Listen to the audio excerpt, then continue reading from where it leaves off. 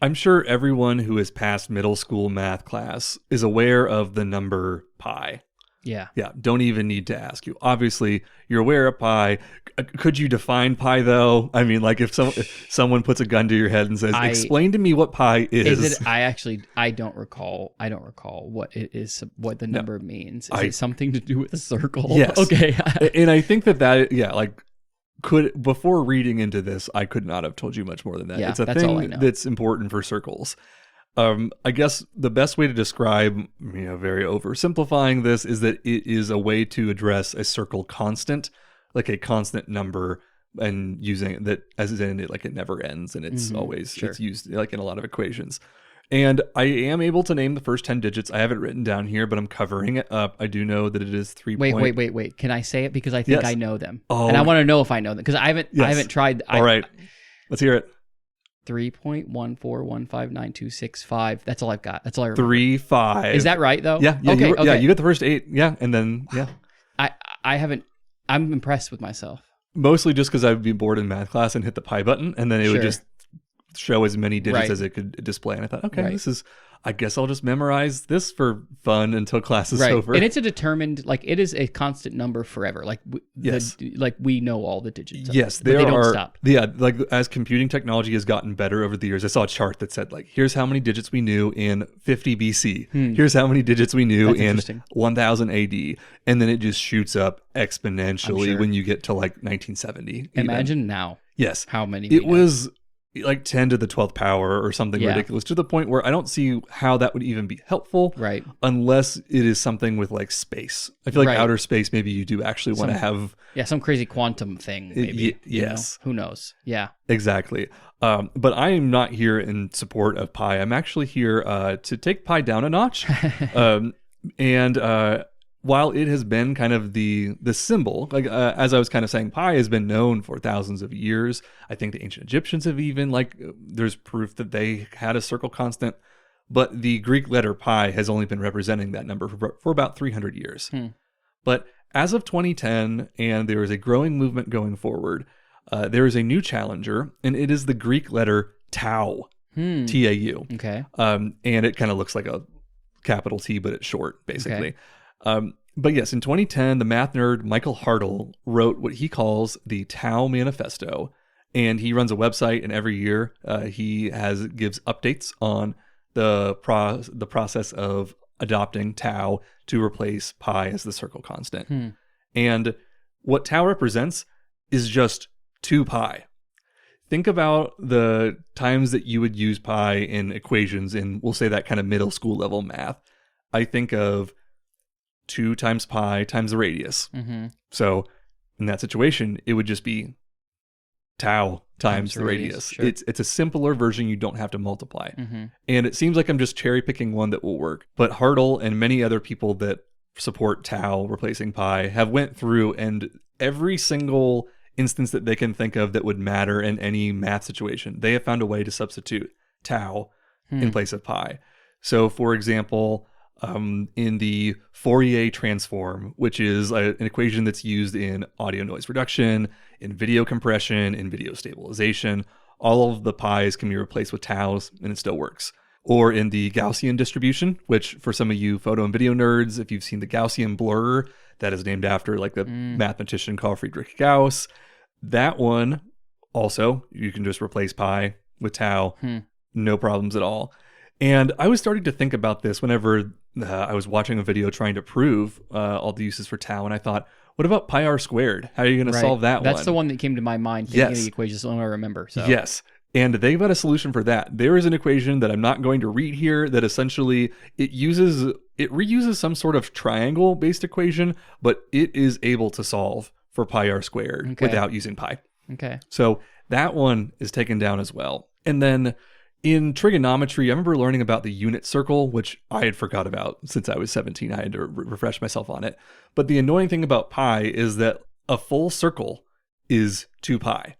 So pi over 2 is 1/4 of the circle. It's just not an intuitive way to go. Right. You replace that with tau. A fourth of the circle is tau over 4, half circle, Tau over 2. And you're starting with the full circle. Yes. Yeah. So I don't really even understand why we were using pi in the first place. After reading this, I am Tau pilled and am ready to embrace Tau. The only sad thing, though, is that we have to give up March 14th as a holiday every year where we have an excuse to eat pie. That's right. But even that has now been solved because June 28th, 6.28, which is 2 pi or Tau, is now the official Tau Day holiday. And on June 28th every year, Hartle does a bit of a State of the Union address on Tau. Here's everything that happened with Tau this year, and he encourages you to celebrate Tau Day. And this episode will come out one day after Tau Day, so you'll have just missed it. But I'm going to say if you want to, you can still celebrate. And while I haven't seen any evidence of what we're supposed to do on Tau Day, I feel like the best solution is just to eat twice as much pie as you normally would.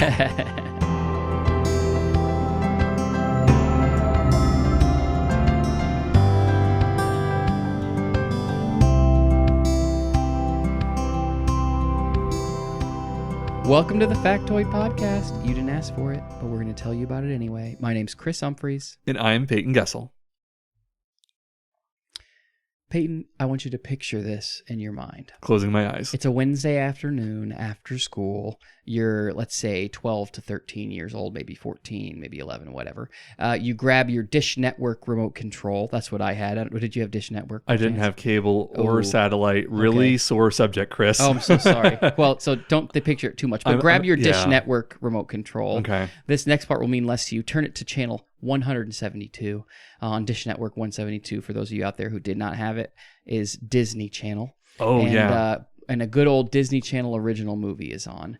Maybe it's Xenon, Girl of the 21st Century. Maybe it's High School Musical. I'm not sure. But my favorite, actually, Motocrossed. Have you ever seen Motocrossed? No. Oh, it's a good one. No. It's on Disney Plus. You got to watch it. I associate the Disney Channel specifically with vacation because we would stay in vacation condos that had it. Yeah. And then my parents would be really surprised that, wow, it seems like the kids just want to watch TV on vacation. I wonder why we want to watch TV on vacation, That's Mom. Funny.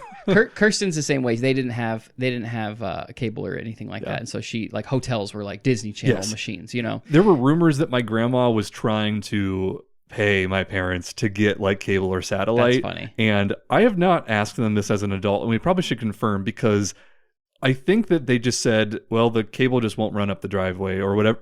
There was some sort of reason that they would say that this just cannot work. Right. And that's interesting. I think allegedly my grandma was trying to get us to have it, and my parents funny. just said no. Interesting. I mean, maybe good choice. I don't know, to be honest with you. Yeah. But like I said, anyway, we're picturing this. Dish Network, we're watching a Disney Channel original movie. And for me, this picture would not be complete without a nice snack to go with it. So you open the cupboard and you look for the snacks. And for me, I went through snack phases when I was young. I don't know about you. A little bit, yeah. For me, there was at least a month, maybe more, where every day after school I'd have a whole bag of popcorn. There was another phase where every day after school I'd have a whole pack of ramen. This is like, right, we're talking 3:30 in the afternoon, get home, eat whatever it is, turn on the TV. But there was also a phase where I had Cool Ranch Doritos. And that's still, to this day, I love a Cool Ranch Dorito, one of my most favorite snacks. And with Doritos, I don't know if you know about this, but I'm pretty sure you do.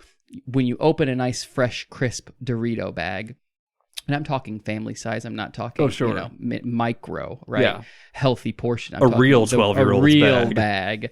You open that bag, and you don't go in blind. Who goes in blind? You look to see what you're looking at, right? Yeah. And there's always that chip. You see that one chip. Do you know what I'm talking about? Yes. The one that is different colored than the rest of the chips. Mm-hmm. It's usually not a full chip. It hardly ever makes its way onto a full chip.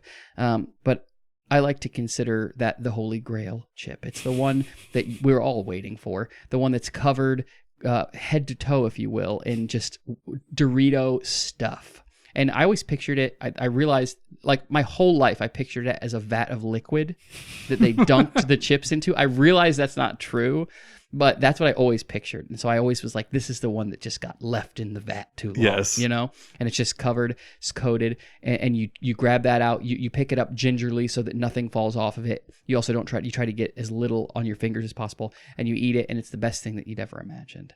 Do you know what, can you recall this? Sure. I still love this time. Yeah, I mean, I was eating a lot of Doritos at that time. Not really Cool Ranch. Normally just do plain, but yes, still. Plain mean. What does plain mean to you? Oh, I mean, like nacho cheese. Yes. Okay. Yeah. No, I'm just curious. Don't worry. I'm not an animal. I'm not just like eating them with no. Because is there a term for that?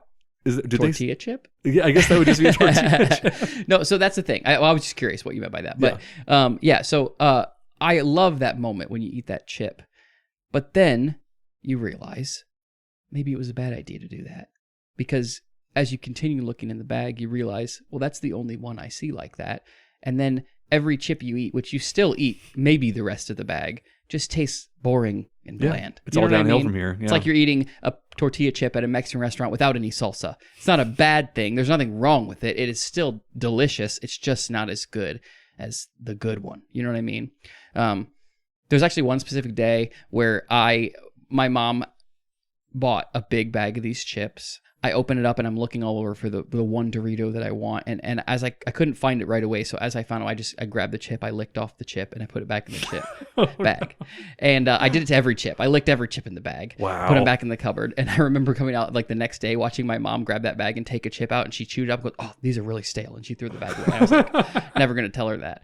So I literally licked them all off. Crazy, wow. Right? I know. I had real guilt over that. I think that's why I still remember it so clearly because like I felt kind of bad. Never told her. I've told that story since, so I'm sure she knows. But yeah, it wasn't until now that I learned that my Dorito habit and my Disney Channel habit should have always been enjoyed together. I had no idea because it turns out that this routine that I had wasn't just a random coincidence. It was meant to be. Today, I want to tell you about the Dorito. And luckily, it's not a boring story. It actually involves an underground kitchen operation, a vice president that runs a secret forbidden R&D operation, and a manufacturing snafu that has chip makers running to the literal department store to buy equipment. So let's just go ahead and go back to the very beginning. It's July of 1955, Anaheim, California. I don't know if you know this. I've actually never been. This is where Walt Disney opens up his original endgame career idea, Disneyland.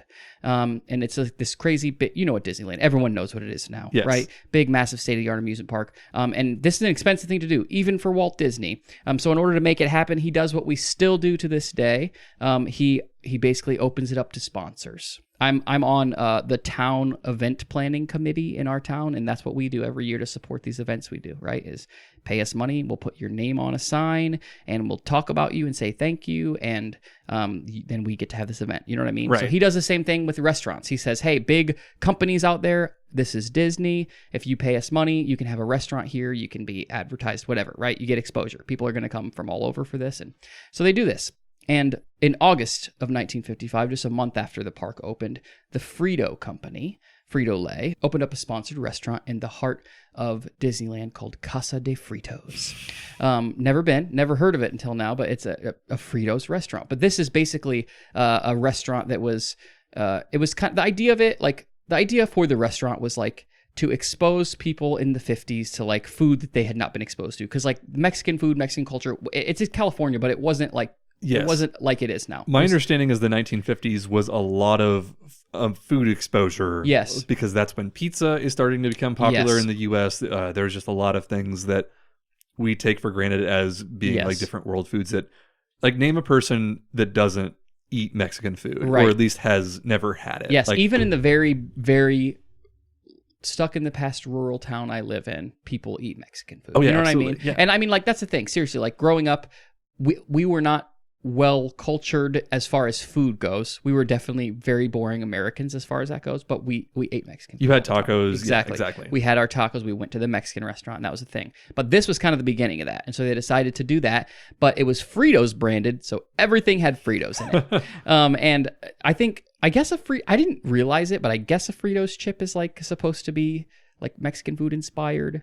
But I guess. Yeah, I mean, I don't know. Apparently the name, it is. The name, I guess, sounds Mexican inspired, but yeah, I wouldn't eat that and say that seems Mexican Me inspired neither. today. I put them in chili. You know what I mean? And right. that's kind of like I love a chili Frito. con carne. I mean, it's right. a little Mexican. I love a Frito, but it's just not a thing I immediately associate with Mexican food. But that's what this restaurant was. If you look at their menu, it's a vintage 1950s menu, obviously. There's actually two things you're going to notice if you look at this. First off, food was very cheap in 1955. It's crazy. And second is that you can put Fritos in everything. For 55 cents, you could get the Frito chili pie. which sounds relatively interesting to me. For $1, you could get your premium Mexican combination plate, and this is kind of what you're thinking of it. You know what I mean? Rice, beans, and enchiladas, and then Fritos. You know what I mean? Right. Everything came with Fritos. But actually, their special, if you will, was called a teacup, and it was a quarter. It was like a thing you could go get, and it was basically like a custom, like they used this crazy like tong thing to like smush this tortilla into a teacup, and then they deep fried it and they filled it with like taco stuff, right? Oh, okay. Sounds delicious, to be honest with you. But everything, if it wasn't involved in the meal, and even if it was, came with a bag of Fritos on the side. And actually, just to get people into the restaurant, they had something that was interesting that drew them in called the Frito Kid. And it's like it was like this very like ventriloquist doll looking kid, kind of scary, like in the movies where the ventriloquist doll like becomes like a being, and like that's what it looks like, right? And you'd give it a nickel and it would give you Fritos. So it was like a vending machine basically, for Fritos. But when you give it the nickel, it would play this creepy, awful 1950s recording of like a conversation between Frito Kid and this miner named Klondike. And so you'd put the money in and it would say, "Another bag of Fritos, Klondike." And Klondike says, "Okay, coming right up. 1 bag of crisp, salted Fritos.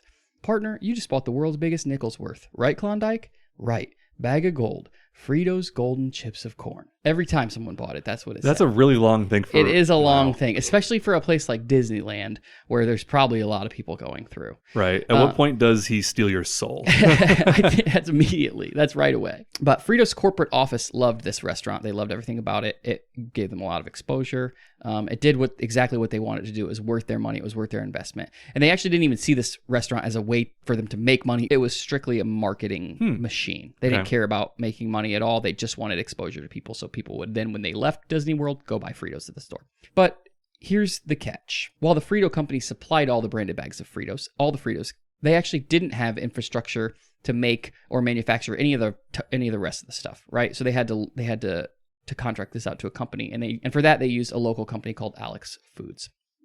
And Alex Foods is kind of just like your classic story. It was like this, not your classic story, but your classic inspiring story, right? Like a Mexican immigrant grows up, whatever. He started out his career like digging ditches or whatever, but then in the early 1900s, he actually like commercialized his mom's recipe for, like tamales or something. Okay. And he sold them off a wagon, and then his wagon turned into a truck, and then he ended up with like a fleet of Mexican food trucks, and it's like this big thing. But they also create their own tortillas, and they like process their own meat and all this stuff. It became kind of a local thing. And so they hire Alex Foods. And this is kind of where the real fun with Doritos begins.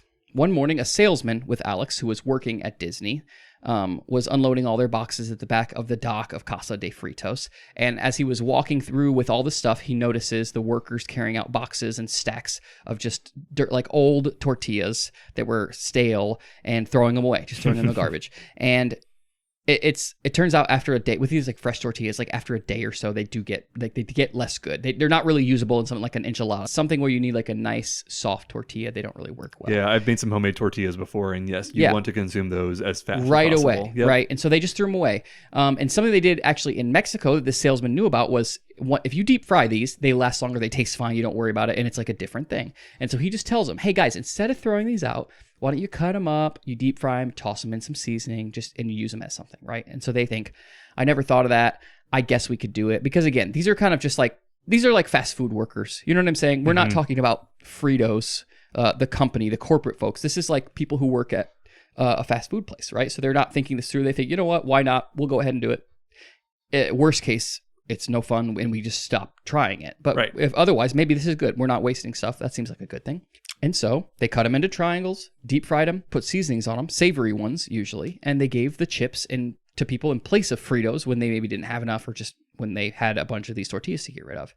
And the thing was, customers loved it. They loved it way more than the Fritos.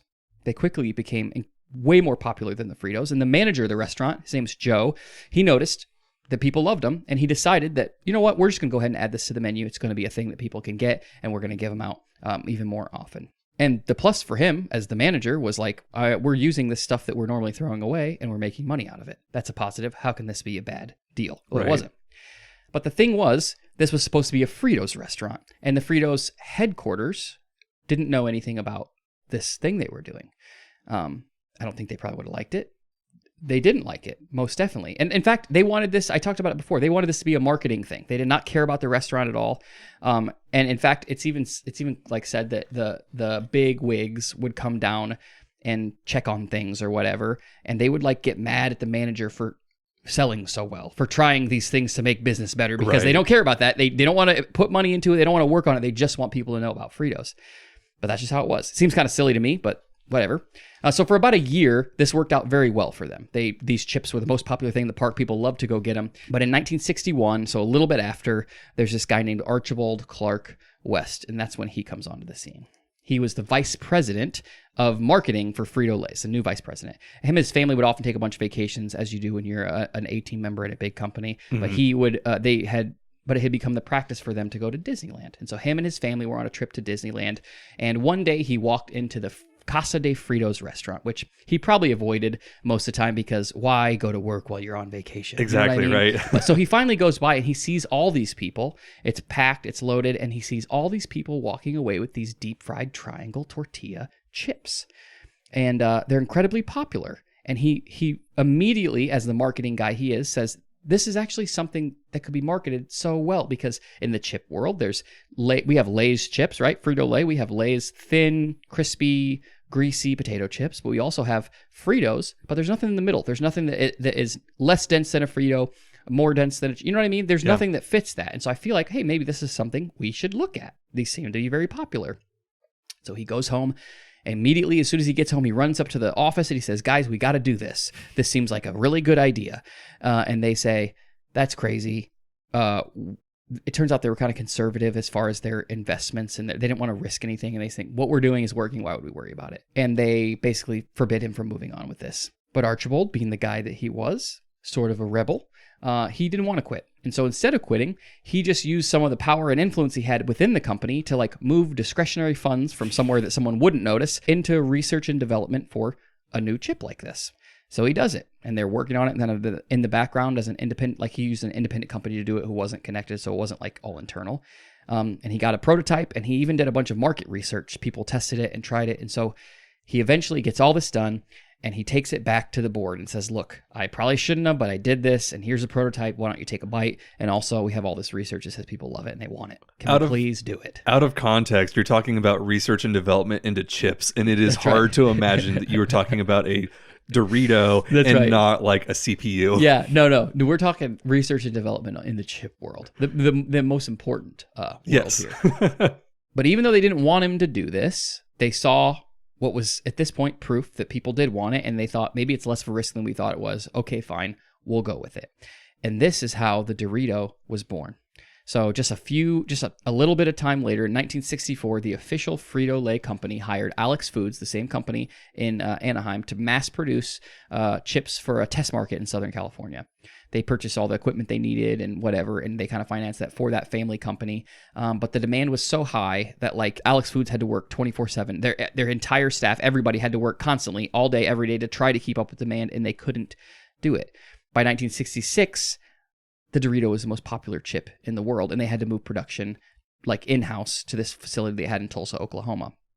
This is where the Dorito becomes the first chip that was ever shipped internationally. I did not know that. Yeah, wow. Very fascinating.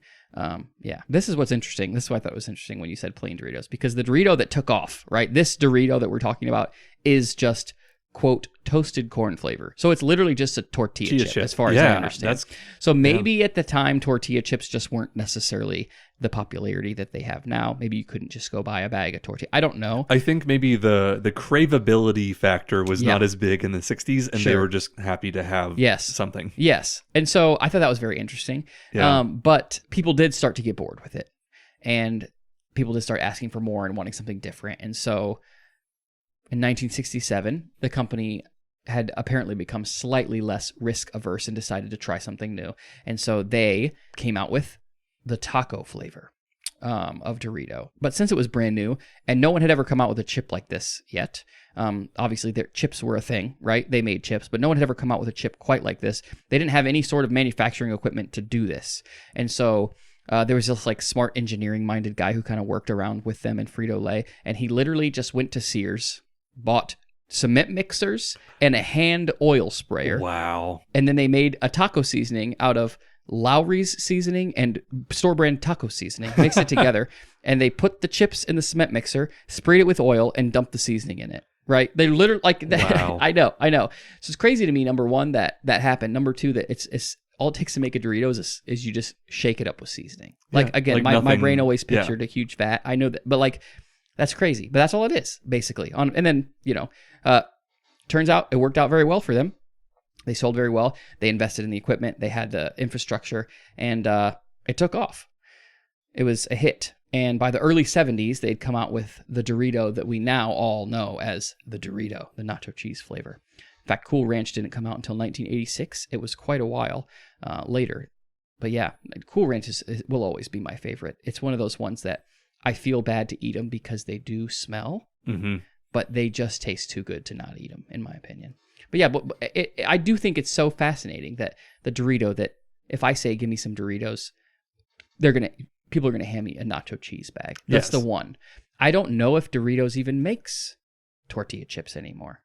Do you know? I don't think so. I feel like it's possible that that's a thing they might make somewhere, but it's not something you find at Walmart. Right. There's too many other tortilla chips. Well, because they have Tostitos. And how different would that be? Exactly. I'm sure that maybe that's what it is. And I should probably know from all this research, but I didn't get too much into it. Maybe like that transition from like, well, this used to be a Dorito and now it's and obviously Tostitos are white corn and whatever. Yes, exactly. But Archibald Clark West is often the one who's credited with the creation of the Dorito, the guy who was the marketing guy.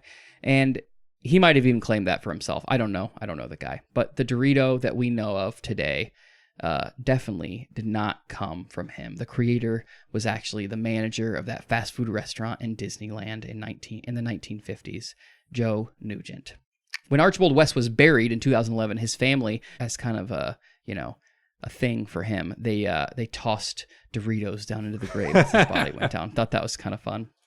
So the next time you're sitting down in your living room watching Eddie's $1 Million Cook-Off on Disney Plus and eating a bag of Doritos, just remember that without one, the other wouldn't exist. If it wasn't for Disney, we'd all just be sitting around eating Fritos. What kind of life would that be?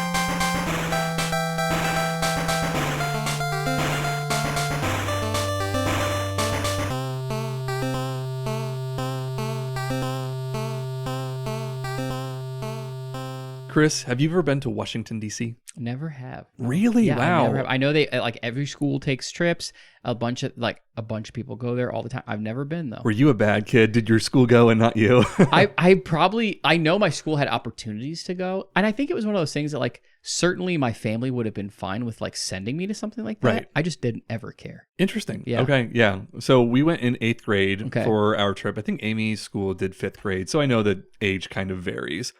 But so we went to DC in 8th grade. My dad came with me. We're on big school bus, and it wasn't even a school bus. It was a charter bus, and it actually got hit by a few. We got windows shattered on this bus. Oh, wow. Just like going around like weird corners, and the bus broke down for a while. Wow. And kids are like having to go to the bathroom. So now there's just like a toilet that smells like poop that everyone is stuck in this. Right. Yeah. A lot of fun memories, as you can tell from this trip. Learned a lot about American history and not goofing off.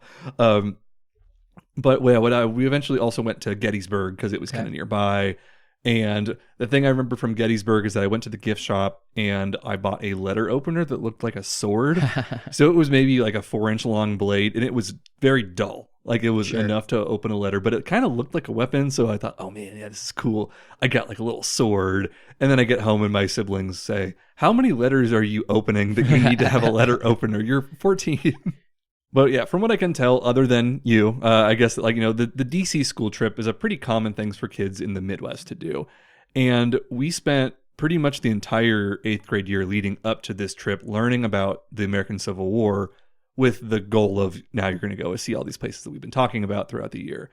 And it even bled into other subjects like our English class. We would be reading books about the Civil War. Thankfully, not Jim. Today we're reenacting the Battle of Antietam. This is going to be a bloody one, guys. Yeah, but Mrs. Miller was our history teacher that year, and she made it clear to us how serious we had to be when we were discussing the Civil War. We learned about all these battlefields and the strategy and all of the different generals, and it was like a not Not that it's a laughing matter to begin with, Right. but like there was an extra emphasis Yeah. on you're going to take this seriously, and if you mess around, we're just going to kick you off the trip before you even go. And one of the big things that they drilled into us was the concept of hallowed ground. And this is a quote from Abraham Lincoln's Gettysburg Address. And we would have to like do essay questions that said like, what does hallowed ground mean to you? And things like this. But the basic idea was that like these battlefields are sacred and consecrated. And Mrs. Miller wasn't going to tolerate a bunch of middle schoolers goofing off and making jokes when we went to the real sites.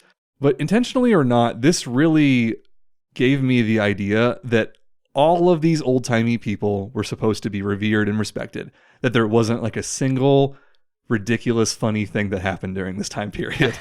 But the older I got, the more I've realized how ridiculous the American Civil War was.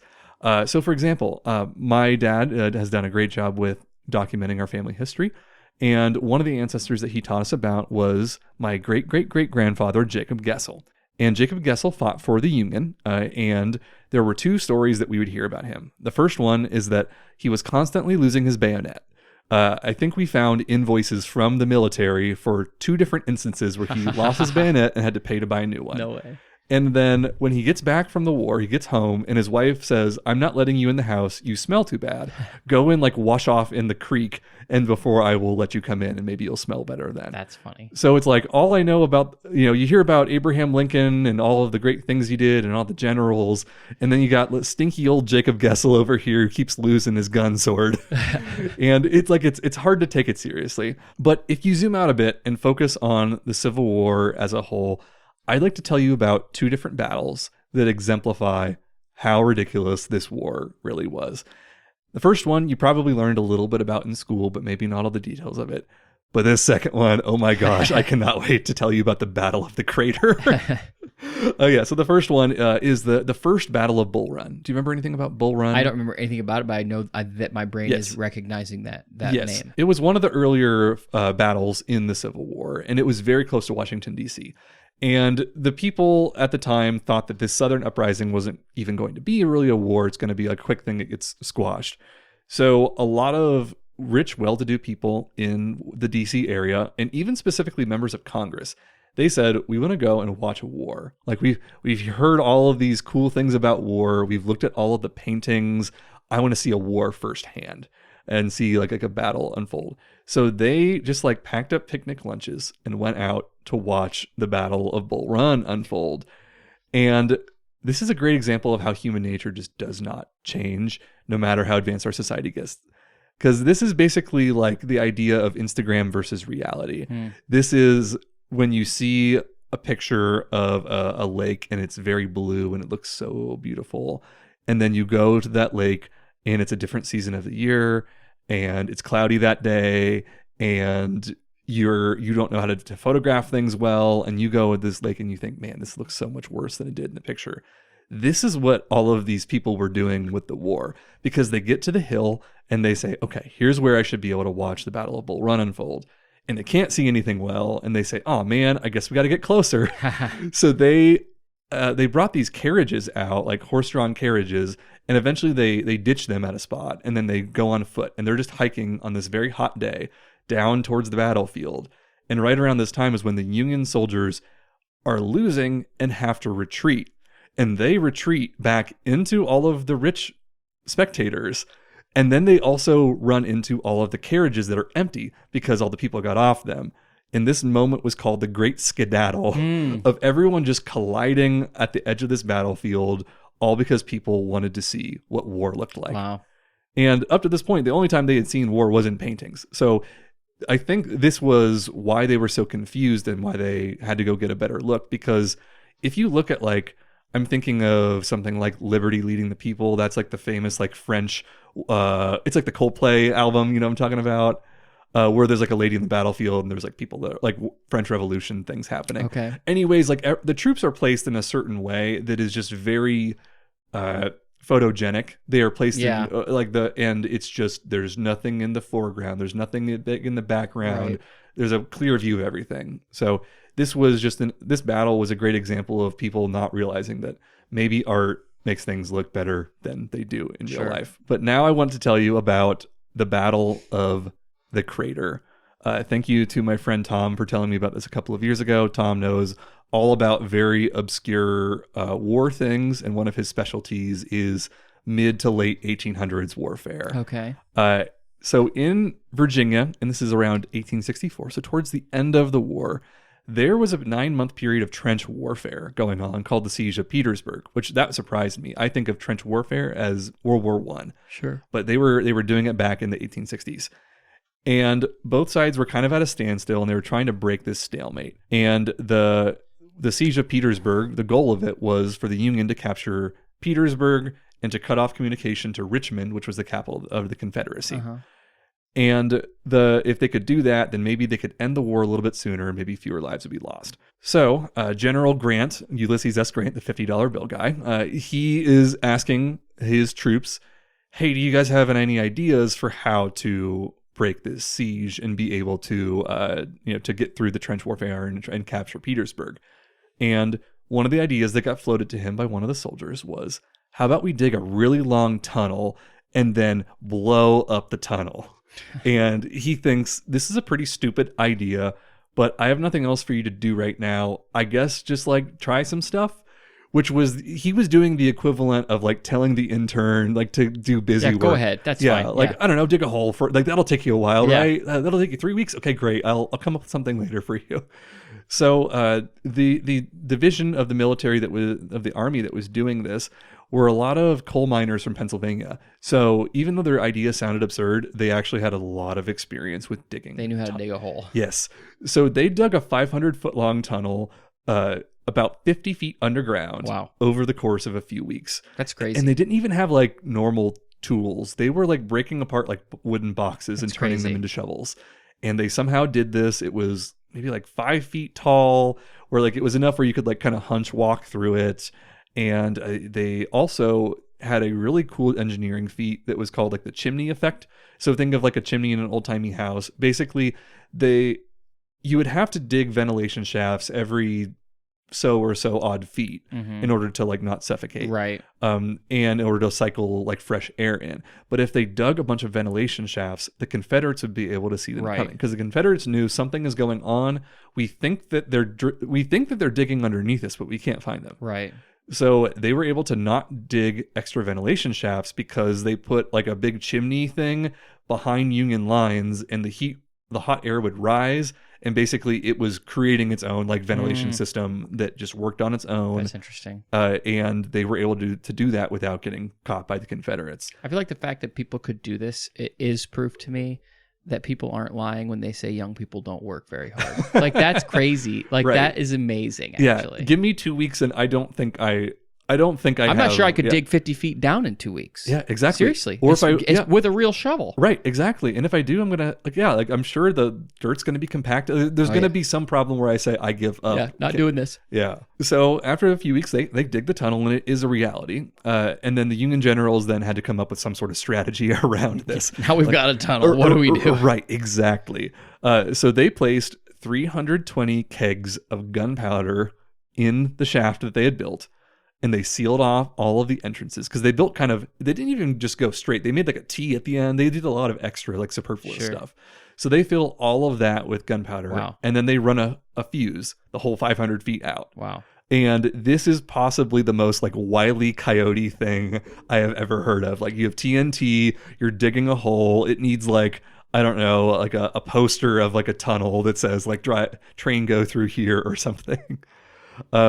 But the plan then that they came up with, it was basically they dug underneath the trench area. So they would blow this up, and then it would blow a big hole in the trench, and then this would make some sort of crater, and then the Union Army would go around the perimeter of the crater, and then they would go past all the trenches that had been blown up, and then go to Petersburg and be able to capture the town, basically bypassing the trenches and not sticking around to like see what was going on. And the goal was that the Confederates would just be so disoriented and shocked, because they were going to do this in the middle of the night, that there would be plenty of time for the soldiers just to run by, like, unshot at, and it would be pretty easy.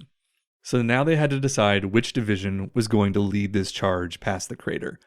And at the time, the United States colored troops had a division in the army. They were the all African American regiment, and they had recently joined the military. They were relatively fresh. They were relatively inexperienced, but they had a ton of motivation and they had the most energy. All these other divisions, they're all kind of beaten down and worn down from fighting. These guys are like excited, ready to go, wanting to fight. So they start training on the battle plan. And the idea was that, yes, they were going to do that bypass. They are practicing how they're going to get past their own trenches faster. And like they know what they're doing, basically. And it gets right until like the day before the battle. And some of the generals say, this could look really bad if we send like our only like colored troops, like we're sending all of these guys out and that they just get massacred. If this goes badly, this is going to be a PR nightmare. Yeah. And we don't want anyone to think that we did this intentionally. So they said, we're going to give it to one of the other divisions. And there were 3 other divisions that could possibly do it. And none of them wanted to do it, of course.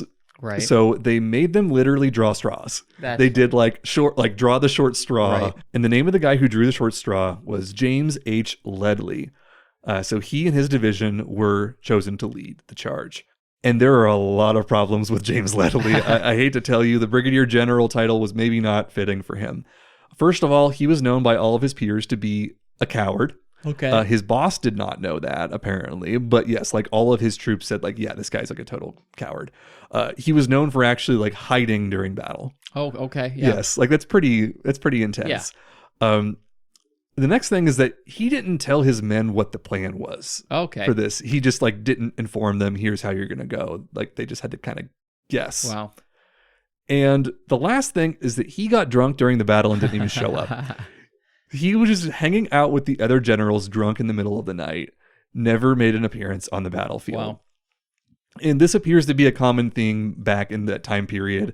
Without getting too much into it, Andrew Johnson, who was the vice president for Lincoln's second term, so like 9 months after this happens, Andrew Johnson gives like a drunken inauguration day speech at the Capitol and basically like embarrasses himself in front of the press. And they all say things like, God help us if this guy ever becomes president. And as you know, a few months later, Lincoln's assassinated and that guy becomes president. So I get that the Civil War was a rough time, but the point is there were a lot of people just drowning their sorrows at this time and just getting drunk everywhere. So this battle begins on the morning of July 30th, 1864. The mine was set to be detonated around 3:30 a.m., but the long fuse they lit had problems. The fuse, like, it broke. So they just had to tie the knots and, like, combine it together and stuff. So not great, but they were able to fix it. So by 4:44 a.m., it finally successfully detonates. And I don't know if there's confirmation on this, but there is a chance that this might have been the largest man-made blast in the Western Hemisphere up to that point.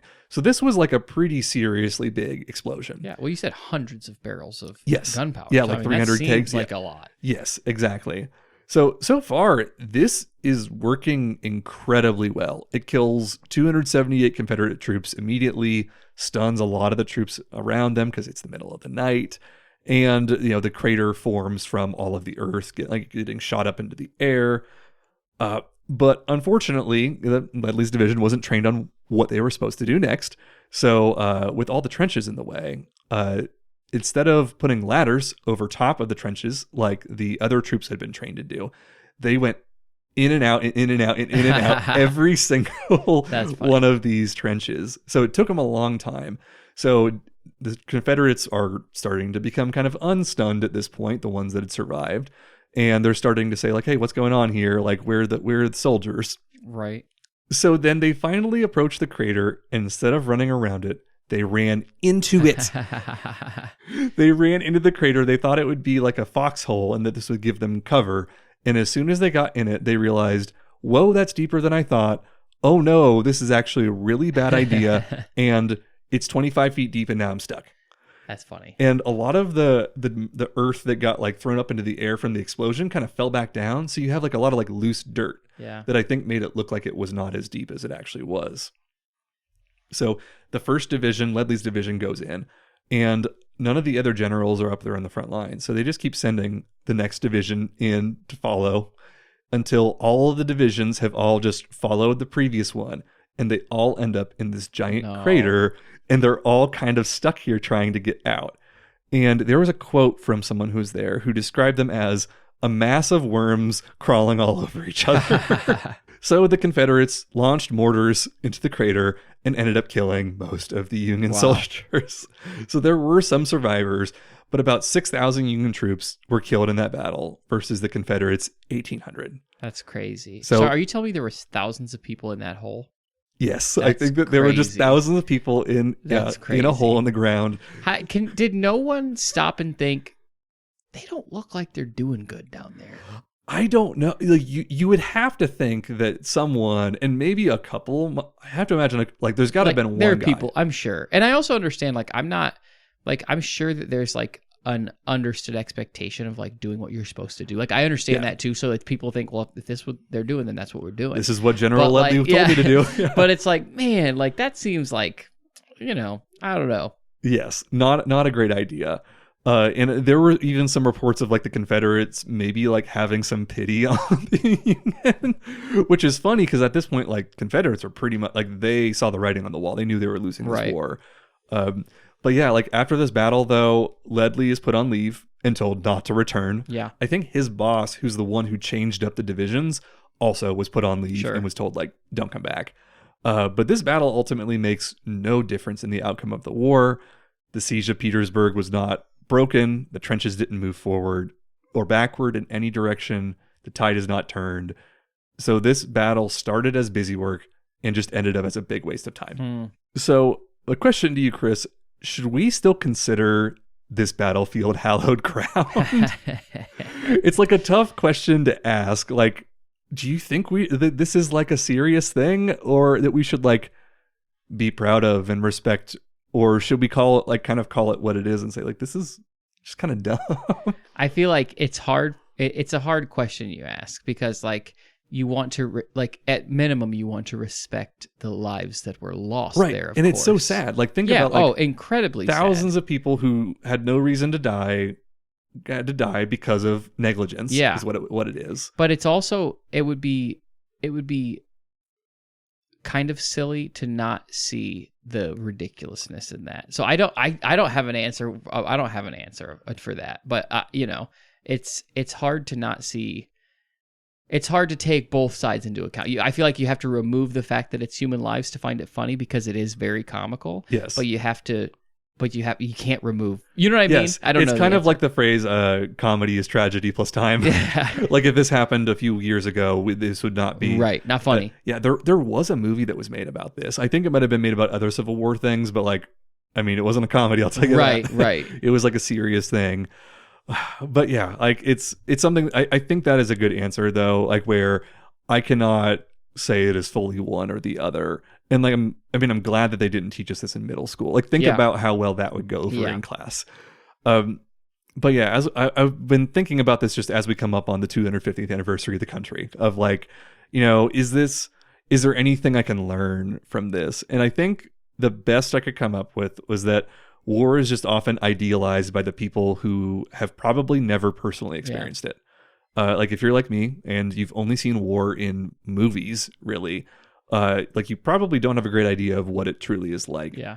And I feel like a lot of the people that I hear who've experienced war firsthand, they talk about it's not fun, I don't like it, or I don't even want to talk to you. Yeah, about don't even it. want to talk about it. Yeah. Yeah. But I think this is like the story of the Battle of the Crater is kind of a reminder that for every truly brave and valiant hero that you might hear about in a war story that did something of tons of significance, there's always going to be kind of that like Jacob Gessel losing his bayonet, smelling real bad. And for every battle that you hear about that was a great way of saving tons of lives, for every Dunkirk kind of thing out there, there's going to be several other battles that are just Looney Tunes style hijinks that didn't make it into your school curriculum.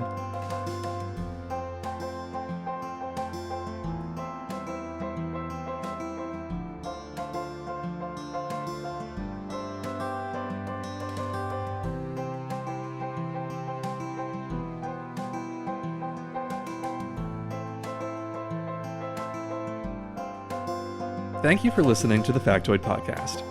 Our theme song was written by Kellen Davenport and produced by Amy Gessel.